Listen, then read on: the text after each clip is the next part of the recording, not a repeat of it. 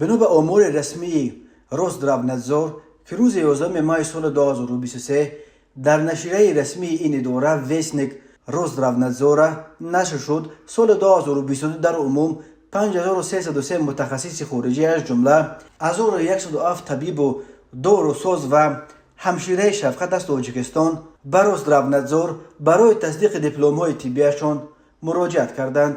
طبیبان تاجیک در عموم سال گذشته 20% از جمع متخصصان خارجی طلبگار کار و زندگی در روسیه را تشکیل دادند.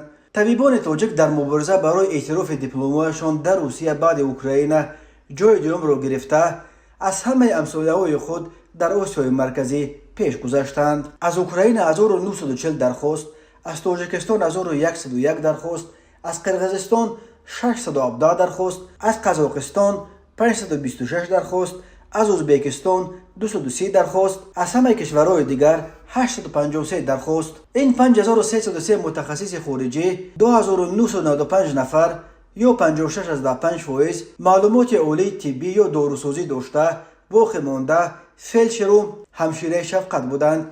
بنا به آمار روزدروبنتزور در 3 ماه اول سال 2023 شماره درخواست‌های متخصصان خارجی برای اعتراف دیپلم‌هایشان نظر به همین دوره یک سال قبل 12 مرتبه افزوده الکی به 4000 گذشته است. این در حالی است که در پایان سال 2022 روزدروبنتزور طلباتش برای اعتراف دیپلم‌های طبی دانشگاه‌ها و کالج‌های کشورهای خارجی را سخت‌تر کرد. حالا هر داوطلب باید نه فقط از نوع امتحان بسپارد، بلکه باید از اکریدیتاسیون هم گذرد. اگر سطح معلومات داوطلب جوابگوی طلبات تخصصی روسیه نباشد، دیپلم او را می توانند اعتراف نکنند. روزدروبنتزور آمار مشخصی نآورده است، ولی میگوید سال گذشته یک تعداد از درخواست‌ها برای تصدیق دیپلم‌های طبی اساساً درخواست‌های داوطلبان از اوکراین و تاجیکستان رد کرده شدند. در سال‌های اخیر روسیه از طریق برنامه دولتی پریسلینی هزاران نفر از طبیبان تجربه‌دار تاجیک را گلچین کرده با وعده دادن شهروندی، معاش خوبتر و امتیازهای دیگر مایل به کوچیدن به آن کشور کرد.